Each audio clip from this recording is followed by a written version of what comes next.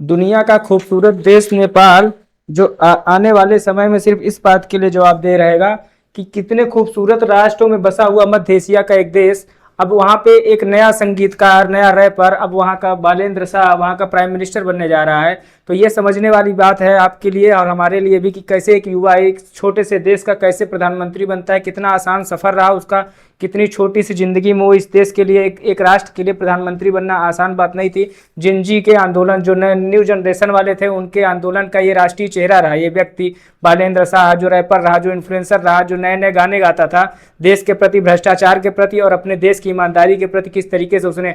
और इससे भी ज़्यादा जरूरी ये चीज़ थी कि काठमांडू जैसे महानगर का वो पूर्व मेयर रह चुका था, मेयर के पद को उसने छोड़ा, मेयर जैसे पद को जो एक महानगर के मेयर का पद था उसको छोड़ के वो देश के लिए चुनाव लड़ा और ओली जैसे पूर्व प्रधानमंत्री को जो 5 बार के सांसद रहे उनको चुनाव हरा के दुनिया के सामने एक छोटा सा देश जिसकी पॉपुलेशन मात्र और मात्र 3 से 4 करोड़ नेपाल की पॉपुलेशन है, हिंदी, मैथिली, मराठी, भोजपुरी और थारू जैसी भाषाएं वहां पे बोली जाती हैं, वो एक छोटे से राष्ट्र का कैसे प्राइम मिनिस्टर बना, कितना आसान रहा उसका सफर, कितना कठिन रहा उसका सफर, इसके बारे में हम जानकारी आपको दे रहे हैं कि प्रचंड जीत जिस प्रकार से केपी शर्मा ओली पूर्व प्रधानमंत्री 5 बार के प्रधानमंत्री को उस व्यक्ति ने हराया।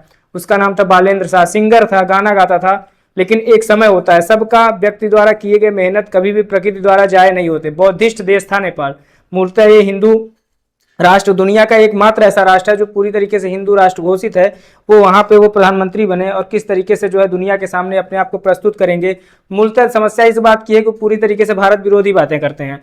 भारत के लिए जिस प्रकार से चीन अपने अस्तित्व को, अपने विस्तार को, अपने देश को पूरी तरीके से दुनिया के सामने प्रस्तुत कर रहा है, आने वाले समय में नेपाल जिस तरीके से तिब्बत के लिए चीन अपनी ओर पूरी तरीके से तिब्बत को हड़पने की ओर अग्रसर है, उसी तरीके से उसने नेपाल में अपने पूरे बिजनेस फैलाए हुए हैं और दुनिया के सामने जिस तरीके से उसने पाकिस्तान को बेवकूफ़ बनाया है, पूरी तरीके से पाकिस्तान को कर्ज देके पूरी तरीके से माइनस में किया, उसी तरीके से उसने नेपाल पे भी हमले किए हुए हैं। पूरी तरीके से वहाँ पे ये वहाँ की संस्कृति और कल्चर को आप देख ही सकते हैं कि जिस तरीके से वहाँ का कल्चर है, खूबसूरती। काठमांडू दुनिया के उन खूबसूरत राजधानियों में से एक रहा है जो आने वाले 20वीं शताब्दी, 21वीं शताब्दी के लिए देखा जाएगा। पहाड़ों में बसा हुआ ये शहर अपने आप में प्रकृति में समाया हुआ एक छोटा सा शहर है जिसकी आबादी करीब 70 से 80 लाख के बीच में है। एक दुनिया की राजधानियों के लिए एक नज़ीर बन के प्रस्तुत हुआ है कि किस तरीके से एक सुंदर सा शहर, और प्रधानमंत्री नरेंद्र मोदी जो है अभी के उनको जो है बालेंद्र शाह जी को बधाई दिए हैं, नए प्राइम मिनिस्टर। 137 सीटों पर लड़े हुए चुनाव में 100+ सीटों पे वो आगे हैं और प्रचंड जीत की ओर अग्रसर हैं।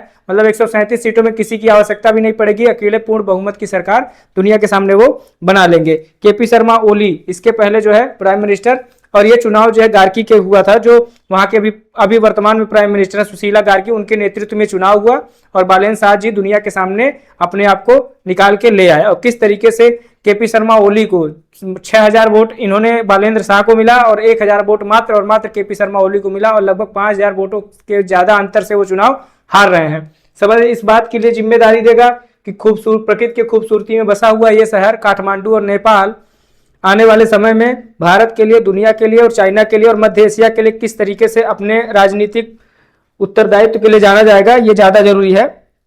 प्रचंड जीत तो मिल गई है बालेंद्र शाह को, लेकिन दुनिया के सामने किस प्रकार से प्रस्तुत होगा इसको जानने के लिए हम देखते हैं किस तरीके से चाइना पूरी तरीके से दुनिया के सामने नेपाल को अपने कब्जे में लेने की कोशिश कर रहा है। तिब्बत ये है कि बालेंद्र शाह जी जो वहाँ के नए प्राइम मिनिस्टर बनने जा रहे हैं, वहाँ के नए प्राइम मिनिस्टर ये हैं बालेंद्र शाह, इनके बारे में पूरी जानकारी A to Z, क्योंकि ये एक राजनेता नहीं, राजनेता से पहले एक इंजीनियर रहे। किस तरीके से वो बालेंद्र शाह जी दुनिया के सामने प्रस्तुत हुए हैं। नेपाल की पार्टी जो है किस तरीके से इन्होंने कितने लोगों को मात दी है। बालेंद्र शाह भारत विरोधी बयानों के लिए जाने जाते हैं क्योंकि भारत मुख्य व्यापार जो है नेपाल से तो करता था, लेकिन नेपाल में जिस तरीके से रैपर से नेपाली पीएम बने बालेंद्र शाह, अब भारत के प्रति इनका क्या दृष्टिकोण रहेगा, भारतीय स्वरूप इनके पक्ष में कितना रहेगा, कितना ये चीन के पक्ष में बातें करेंगे, ये तो वक्त बताएगा। लेकिन जिस प्रकार से भारतीय प्रधानमंत्री नरेंद्र मोदी ने इनको अपने विचारों के लिए, इनके नए प्राइम मिनिस्टर बनने के लिए बधाई दी है, उसके लिए जो है नेपाल के नए जिंजी स्टार जो बने हैं 7 मार्च ताजा बालेंद्र शाह जो है 7 मार्च को नेपाल का अगला प्रधानमंत्री लगभग तय माना गया है। बालेंद्र शाह जो है पृष्ठभूमि राजनीति से आने से पहले लोकप्रिय रैपर और स्ट्रक्चरल इंजीनियर थे। राजनीतिक कैरियर इनका काठमांडू के मेयर के रूप में जीत हासिल कर सुर्खियां बटोरी थी। हाल ही में इन्होंने मेयर पद से इस्तीफा दिया और दुनिया के सामने आए और चुनाव लड़े, और जिस प्रकार से वो चुनाव लड़े हैं कि कोई आम चुनाव नहीं लड़े, लोकप्रियता के मामले में युवाओं की पहली पसंद रहे। जेनजी का इनको पूरा समर्थन प्राप्त था, विशेषकर भ्रष्टाचार विरोधी प्रदर्शनों के बाद भारतीय नेपाल से जो संबंध रहे काफी विवादास्पद बयानों के लिए जाने जाएंगे और पीएम बनने के बाद तो देखा जाएगा कि इनकी कूटनीतिक चुनौतियां भारत, नेपाल, पाकिस्तान, चीन, काठमांडू से लेते हुए जो है भूटान और म्यांमार तक किस तरीके से संबंध रख पाते हैं, ये आगे दुनिया के सामने प्रस्तुत होगा। उससे ज्यादा जरूरी था कि नेपाल की जो बड़ी पार्टियां थी, चाहे यूएमएल रही हो, चाहे वो कांग्रेस रही हो, पूरी तरीके से उम्मीदवारों को हराया। युवाओं के सोशल मीडिया पर इनकी काफी हाई मात्रा में लोकप्रियता रही। शिक्षा जो है सिविल इंजीनियरिंग पढ़ाई की, बाद में अर्बन प्लानिंग में मास्टर किया। राजनीति में आने से पहले नेपाली हिप हॉप रैपर थे। भ्रष्टाचार और शहर के विकास के मुद्दों पर काफी सख्त माने जाते हैं। नेपाल में कई लोग इन्हें भविष्य का प्रधानमंत्री मानते हैं। उससे ज्यादा जरूरी है कि अब वो प्राइम मिनिस्टर बन चुके हैं। पूरा सिस्टम, राजनीतिक सिस्टम इनका पूरा नेपाल का, जिस प्रकार से राजनीति नेपाल पूरा का राजनीति का जो सिस्टम है वो इनके हाथों में है, इनके कब्जे में है। अब प्राइम मिनिस्टर हैं। आने वाला समय इनके प्रति कितना जवाबदेह होगा ये वक्त बताएगा, लेकिन देश के लिए कितना कर पाएंगे, कितना नहीं कर पाएंगे, किस तरीके से युवाओं के लिए इनके प्रति क्या जवाबदेही रहेगी। खासतौर पर काठमांडू के मेयर के रूप में जो प्रसिद्धि पाई थी वो अब आगे देश पे लागू होगा। काठमांडू जो महानगर मेयर पद था 2022 में चुनाव लड़े थे, वहां से मेयर बने थे और उसी के समय वो जो है दुनिया के सामने आए और अपने देश को किस तरीके से, और एक उससे ज्यादा बड़ी चीज ये थी कि एक नया मात्र 35 से 37 साल का लड़का पूरी दुनिया पे किस तरीके से, एक छोटे से देश नेपाल पे किस तरीके से प्रधानमंत्री पद का उम्मीदवार बनता है। और एक गायक है, सिंगर है, उस किस तरीके से उम्मीदवार बनता है और दुनिया के सामने अपने आप को प्रस्तुत करता है। ये एक युवा के लिए, देश के लिए और दुनिया के लिए नजीर होना चाहिए। इस सीखने की जरूरत है कि किस तरीके से दुनिया को जीता जा सकता है आसानी से। एक बात यही समझ में आती है कि युवाओं के द्वारा की गई मेहनत प्रकृति द्वारा कभी जाया नहीं हो सकती थी। ये प्रकृति ने उसको यह उपहार दिया है। कांग्रेस के उम्मीदवार को, युवाओं को सोशल मीडिया पर जिस तरीके से वो व्यक्ति प्रसिद्ध है वो यही है, वहां का प्रधानमंत्री बालेंद्र शाह। आने वाला समय जिस प्रकार से चीन नेपाल पे और काठमांडू से होते हुए जिस प्रकार से वो तिब्बत पे पूरी तरीके से अपने कब्जे की ओर अग्रसर है, उसके लिए ये व्यक्ति कितना कूटनीतिक रूप से सफल होते हैं ये नेपाल देखेगा, देश देखेगा, भारत देखेगा और भारत के पड़ोसी देश और मध्य एशिया के पड़ोसी देश इनको देखेंगे और समझेंगे।